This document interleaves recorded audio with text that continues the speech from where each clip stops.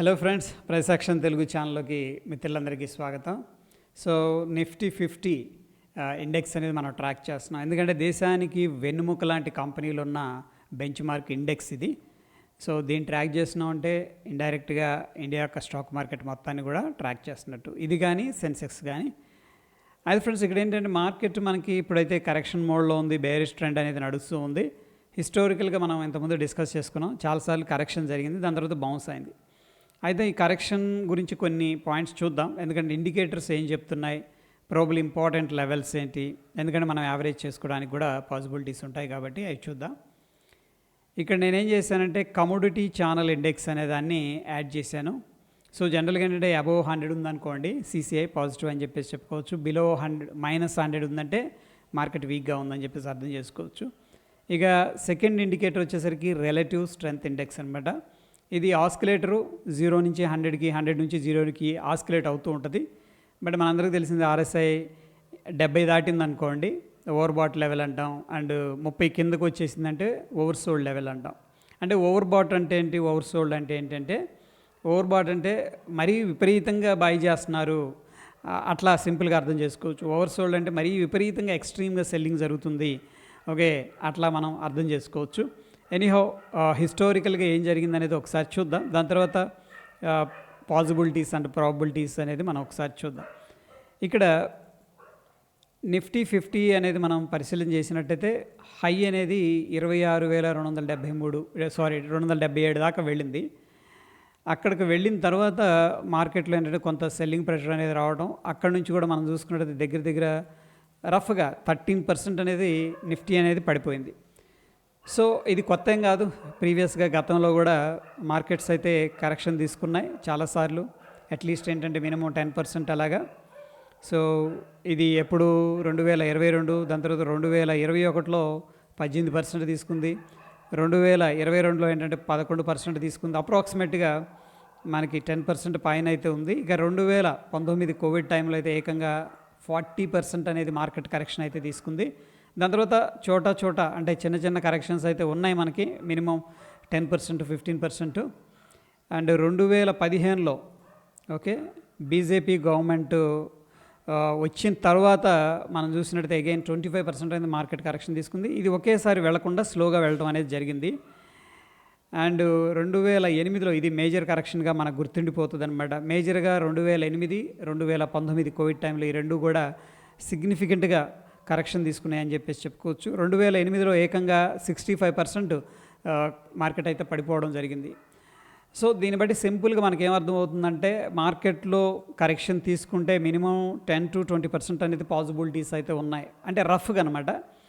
ఒకవేళ మార్కెట్లో ఏదన్నా ప్యానిక్ సిచ్యువేషన్ వచ్చిందంటే మోర్ దాన్ 30% కరెక్షన్ తీసుకోవడానికి ఆస్కారం ఉంటుంది. ఇది ప్యానిక్ సిచ్యువేషన్ ఉన్నప్పుడు. 2019 ఏంటంటే కంప్లీట్గా ప్యానిక్ సిచ్యువేషన్. అదేవిధంగా 2008 ఓకే ఫైనాన్షియల్ క్రైసిస్ అనేది రావడం జరిగింది, అది కూడా ఎక్సెప్షనల్ కేసెస్. ఆ టైంలో ఏకంగా ఏంటంటే 60% పైన కరెక్షన్ తీసుకోవడం అనేది జరిగింది. ఓకే, సో ప్రస్తుతం మనం ఏం చేద్దామంటే ఇండికేటర్స్ ఏం చెప్తున్నాయి అంటే మనకి మేజర్గా అటువంటి కరెక్షన్స్ తీసుకున్నప్పుడు ఇండికేటర్స్ ఏం చెప్తున్నాయి అనేది ఒకసారి చూస్తే, నేనేం చేస్తున్నానంటే 2019 ఏదైతే ఉందో ఆ యొక్క కరెక్షన్ అనేది మేజర్గా తీసుకుంటున్నాను.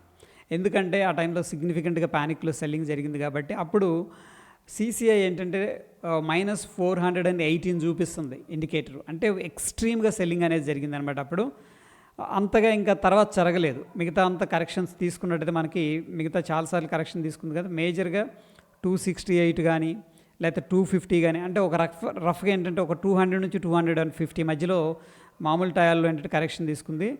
ఇక 2004లో మనం తీసుకున్నట్టు అగైన్ ఓకే 200 కనిపిస్తుంది మైనస్.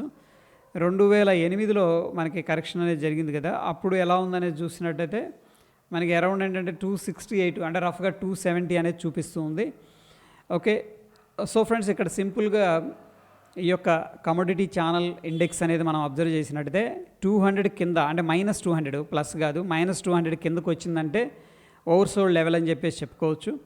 ఇంకా ఏదైనా ప్యానిక్ సిచ్యువేషన్ వచ్చింది, ఏదైనా జరగరాని ఈవెంట్ జరిగినప్పుడు చెప్పలేం, కానీ జనరల్గా అప్పుడైతే ఎక్స్ట్రీమ్కి వెళ్ళిపోతుంది.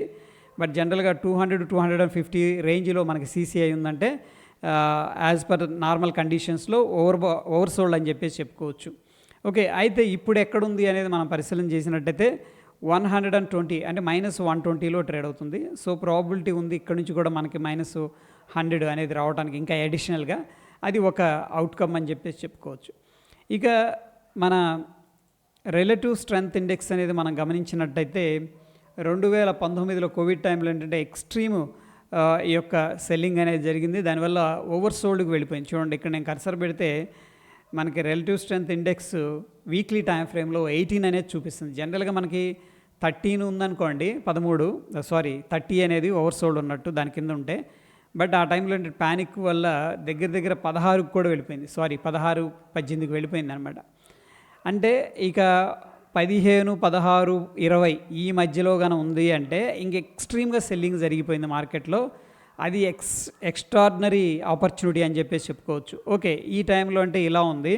2008లో మనకి ఒకసారి మార్కెట్ అనేది సిగ్నిఫికెంట్గా క్రాష్ అయింది కాబట్టి ఆ టైంలో ఆర్ఎస్ఐ ఎలా ఉందనేది ఒకసారి చూస్తే అప్పుడు కూడా 18 అనేది చూపిస్తుంది. నేను ఇక్కడ కర్సర్ పెట్టినప్పుడు గమనించండి, 18 అనేది ఆర్ఎస్ఐ చూపిస్తుంది.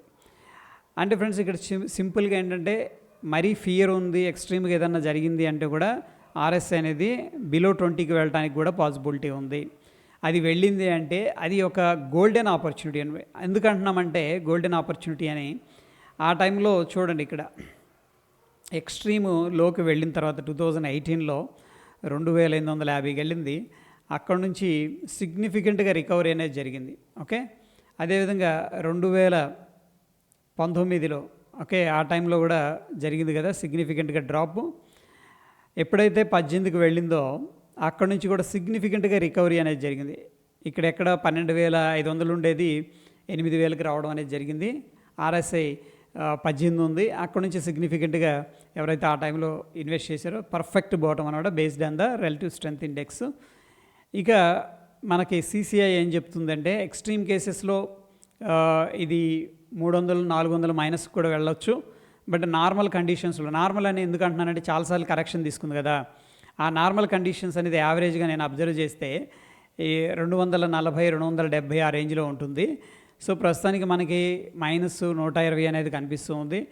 ఒకవేళ 200 కంటే కిందకు వచ్చేసింది అనుకోండి సిసిఐ ఇండికేటర్ అనేది, ఇంకా అక్కడ మనం సిగ్నిఫికెంట్గా ఆల్రెడీ పోర్ట్ఫోలియో లాస్లోనే ఉన్నాయి, ఇంకా యావరేజ్ చేసుకోవాలి, ఇంకొంచెం అగ్రెసివ్గా లాంగ్ టర్మ్ కోసం ఇన్వెస్ట్ చేసుకోవాలంటే అది గోల్డెన్ ఆపర్చునిటీగా మనం కన్సిడర్ చేసుకోవచ్చు. ఇక టెక్నికల్గా కొన్ని లెవెల్స్ అనేది చూద్దాం. బేసికల్గా ఏంటంటే మనకి 2021లో ఒక హై అనేది క్రియేట్ అయింది. దాని తర్వాత అదే రెసిస్టెన్స్ ఉంది. ఫైనల్గా 2023లో రెసిస్టెన్స్ అనేది బ్రేక్అవుట్ అయిపోయింది. బ్రేక్అవుట్ అయిపోయిన తర్వాత మనకు సిగ్నిఫికెంట్గా ర్యాలీ చేసింది. సో ఆ బ్రేక్అవుట్ తర్వాత ఎంత పైకి వెళ్ళిందంటే 40% అనేది ఇంక్రీజ్ అవ్వడం జరిగింది. ఓకే, సో 40% ఇంక్రీజ్ అయింది కాబట్టి నేనేం చేస్తున్నా అంటే మేజర్గా కొన్ని లెవెల్స్ అనేది కన్సిడర్ చేస్తున్నాను. ఇది మేజర్ స్వింగ్ అనమాట, ఇదొకటి. ఈ స్వింగ్ వచ్చేసరికి మనకి 2023లో ఫార్మేషన్ జరిగింది. ఇది 2024 ఐ థింక్ ఎలక్షన్ టైంలో ఈ స్వింగ్స్ అనేది ఫార్మేషన్ జరిగింది. So based on the Fibonacci levels అనేది ఇంపార్టెంట్ లెవెల్స్ అనేది ఒకసారి డ్రా చేసుకుందాం. ఈ యొక్క మేజర్ స్వింగ్ లో నుంచి మనం హైక్ అనేది డ్రా చేసుకున్నట్టయితే టెక్నికల్గా ఫ్రెండ్స్ ఇక్కడ ఎప్పుడైనా సరే 61.8 అండ్ 78.6 ఈ రెండు కూడా వెరీ ఇంపార్టెంట్ లెవెల్స్ అనమాట, చాలా మేజర్ ఇంపార్టెంట్ లెవెల్స్గా ఉండే అవకాశం ఉంది. అందుకని ఈ రెండు లెవెల్స్ అనేది మనం కన్సిడర్ చేసుకుంటున్నాం. అండ్ షార్ట్ టర్మ్లో మనకి ఇంపార్టెంట్ లెవెల్స్ విషయానికి వచ్చేసరికి ఈ యొక్క స్వింగ్ ఏదైతే ఉందో ఆ స్వింగ్ నుంచి నేను ఏంటంటే ఫిబొనాకీ అనేది డ్రా చేస్తున్నాను. ఆల్రెడీ 61.8 ఏదైతే లెవెల్ ఉందో ఆ లెవెల్ దాకా రావడం జరిగింది. వర్స్ట్ కేసులో ఏంటంటే నెక్స్ట్ మనకి ఇంకొంచెం కిందకి రావడం అనేది జరిగితే 22,350, 21,675, 20,412 ఈ మూడు కూడా ఏంటంటే వెరీ వెరీ ఇంపార్టెంట్ లెవెల్స్ అని చెప్పేసి నాకు క్లియర్గా అనిపిస్తుంది. సో ఎనీహౌ మనకి ఇక్కడైతే ఆర్ఎస్ఐ ప్రకారం 40 దగ్గర ఉంది. ఒకవేళ అరౌండ్ 30కి అనేది వచ్చిందా మనం ఏంటంటే ఈవెన్ 30-35 దాకా వచ్చిందంటే మనం ఏంటంటే మంచిగా యావరేజ్ అయితే చేసుకోవచ్చు. అండ్ లెవెల్స్ మనం ట్రాక్ చేయాలి అంటే కూడా ఈ యొక్క మూడు లెవెల్స్ని కూడా మనం ఏంటంటే ట్రాక్ అయితే చేసుకోవచ్చు అనిపిస్తుంది. అయితే ఫ్రెండ్స్ హిస్టారికల్గా మనకి పడిపోయింది, అక్కడ నుంచి బౌన్స్ అయింది కదా, అయితే దీన్ని మనం ఏమైనా ట్రాక్ చేయడానికి ఆస్కారం ఉందా అన్న విషయానికి వచ్చేసరికి చూడండి 2015లో మార్కెట్ ఏంటంటే కంటిన్యూస్‌గా డ్రాప్ అయ్యి అంటే కిందకి ఎక్కడ వెళ్తుందో తెలియదు కదా! ఇట్లా ఒక ట్రెండ్ లైన్ అనేది మనం డ్రా చేసుకున్నట్టయితే 2016లో అంటే 2015లో సెల్లింగ్ అనేది స్టార్ట్ చేసి 2016లో ఓ ఇంపార్టెంట్ ట్రెండ్ లైన్ ఏదైతే ఉందో ఆ ట్రెండ్ లైన్ బ్రేక్అవుట్ చేసుకొని అక్కడి నుంచి బయటికి రావడం అనేది జరిగింది. ఇక 2008 విషయానికి వచ్చేసరికి చూడండి ట్రెండ్ లైన్స్ అనేది మనకు చాలా హెల్ప్ చేస్తాయి. ఎస్పెషల్ ఏంటంటే కంప్లీట్‌గా ట్రెండ్ రివర్సల్స్ అంటాం కదా! దాని పర్పస్ అనేది బాగుంటుంది ట్రెండ్ లైన్స్ అనేది. చూడండి ఈ ట్రెండ్ లైన్ అనేది 2008లో సెల్లింగ్ స్టార్ట్ చేస్తే 2009 మార్చిన మళ్ళీ ఏంటంటే ఈ ట్రెండ్ లైన్ ఏదైతే ఉందో ఇది లాంగర్ టర్మ్ డౌన్ ట్రెండ్ నుంచి బయటకు రావడం అనేది జరిగిందనమాట. ఓకే. సో ఈ విధంగా కూడా మనం ట్రెండ్ లైన్స్ అనేది యూస్ చేసుకుని ఇక్కడ బ్రేక్అవుట్ అయింది, లాంగ్ కన్సోలిడేషన్ తీసుకొని సక్సెస్ఫుల్ బ్రేక్అవుట్ అయింది. ఇక్కడ చూడండి అబ్జర్వ్ చేస్తే ఇదంతా కూడా ఒక బాక్స్ లాగా ఉందన్నమాట. కన్సోలిడేషన్ జోన్ అంటాం, అక్యుములేషన్ జరిగింది, అక్కడ నుంచి కూడా బ్రేక్అవుట్ అయింది. ఎనీహౌ ట్రెండ్ లైన్ మనకి చూపిస్తుంది ఏమని, డౌన్ ట్రెండ్ అయితే అయిపోయింది ఆల్మోస్ట్ అని చెప్పేసి చెప్తుంది. అట్ ద సేమ్ టైం టెక్నికల్గా మనం అబ్జర్వ్ చేసినట్టయితే లాంగ్ కన్సోలిడేషన్ తీసుకొని అక్కడ నుంచి కూడా బ్రేక్అవుట్ అనేది జరిగిందనమాట. అందుకని ట్రెండ్ లైన్స్ అనేవి కూడా మనకి కొంత హెల్ప్ చేయడం అనేది జరుగుతుంది. సో దీన్ని బట్టి మనకేంటంటే ఎప్పుడు ట్రెండ్ అయిపోయింది డౌన్ ట్రెండ్ అనేది కూడా తెలుసుకోవడానికి ఆస్కారం ఉంటుంది. అయితే ఫ్రెండ్స్ ఇక్కడ 2019 ఏదైతే ఉందో కోవిడ్ టైంలో ఇక్కడ మాత్రం మనకి ఎటువంటి ట్రెండ్ లైన్ డ్రా చేయడానికి కూడా ఆస్కారం లేదు. ఎందుకంటే స్టీప్ ఫాల్ అనేది జరిగింది. ఓకే, వాటర్ ఫాల్స్ లాగా సిగ్నిఫికెంట్గా ఫాల్ అయిపోయింది. ఇక్కడ మనకు ట్రెండ్ లైన్ డ్రా చేయలేము. జనరల్గా ట్రెండ్ లైన్ డ్రా చేయాలంటే మనకేంటంటే ఒక మేజర్గా లాగా స్వింగ్స్ అనేది ఉన్నాయనుకోండి, దెన్ ట్రెండ్ లైన్ డ్రా చేయడానికి ఆస్కారం ఉంటుంది. ఇక్కడైతే ఆపర్చునిటీ కూడా లేదు.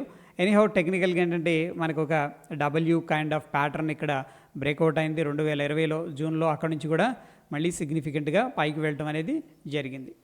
సో మల్టిపుల్ టైమ్స్ ఏంటంటే మనకి ట్రెండ్ లైన్ ద్వారా ఈ యొక్క డౌన్ ట్రెండ్ అయిపోయింది అని చెప్పేసి గుర్తించడానికి ఆస్కారం ఉంటుంది. Okay, so let me draw ఆస్కారం ఉంటుంది. అయితే ఈసారి మనం ట్రెండ్ లైన్ని డ్రా చేసుకోవడానికి కొద్దిగా ఛాన్స్ అయితే కనిపిస్తుంది. ఎందుకంటే చూడండి మనకి డౌన్ ట్రెండ్లో కంటిన్యూ అవుతూ ఉంది.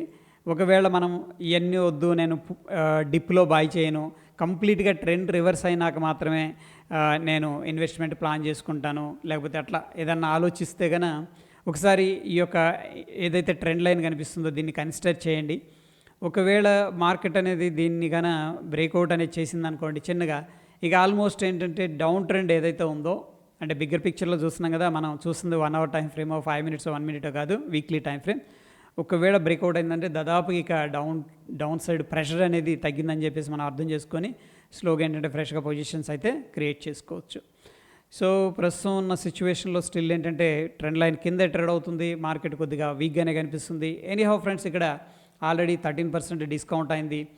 అండ్ ప్రాబబ్లీ ఒకవేళ మనం మ్యాక్స్ ఎక్స్పెక్ట్ చేస్తే ఆర్ఎస్ఐ గన 30కి వస్తే గన మళ్ళీ కొద్దిగా యావరేజ్ చేసుకునే ప్రయత్నం చేసుకోవచ్చు. అండ్ కొన్ని లెవెల్స్ అయితే మనం ఫిబొనాకీ ప్రకారం గీసుకున్నాం కదా, డ్రా చేసుకున్నాం. ఆ లెవెల్స్ కూడా ఏంటంటే మనం ఇంపార్టెంట్ లెవెల్స్గా కన్సిడర్ చేసుకొని ఆ లెవెల్స్ దగ్గరకు వచ్చినప్పుడు అగైన్ ఏంటంటే మన పొజిషన్స్ అనేది ఇంక్రీజ్ చేసుకోవడానికి లేదా యావరేజ్ చేసుకోవడానికి బాగుంటుందని చెప్పేసి పర్సనల్గా నాకు అనిపిస్తూ ఉంది. సో ఇది మొత్తం మీద ప్రస్తుతం ఉన్న సిచ్యువేషన్ ఫ్రెండ్స్ నిఫ్టీలో. సో మీరు యావరేజ్ చేస్తున్నారా, లేకపోతే పొజిషన్స్ని, లేకపోతే ఫ్రెష్గా స్టార్ట్ చేయాలనుకుంటున్నారా, ఎలా స్టార్ట్ చేయాలనుకుంటున్నారు, ఏ లెవెల్స్ని మీరు కన్సిడర్ చేయాలనుకుంటున్నారు అనేది కింద కామెంట్ రూపంలో తెలియజేయండి. అందుకు కొంతమంది మిత్రులు ఏంటంటే 921 మూవింగ్ యావరేజ్ యూజ్ చేసుకొని ఇంట్రాడే చేస్తున్నాం అని చెప్పేసి చెప్పారు. అయితే ఫ్రెండ్స్ ప్రతిదానికి కూడా లిమిటేషన్స్ ఉంటాయి. ఆ లిమిటేషన్స్ని మనం డీప్గా అండర్స్టాండ్ చేసుకున్నాం అంటే కూడా డెఫినెట్గా ఏంటంటే మంచి రిజల్ట్స్ రావడానికి ఆస్కారం ఉంటుంది. సో అది ఫ్రెండ్స్, మరొక ఇంట్రెస్టింగ్ ఎపిసోడ్ మళ్ళీ కలుసుకుందాం. Stay tune. ధన్యవాదాలు.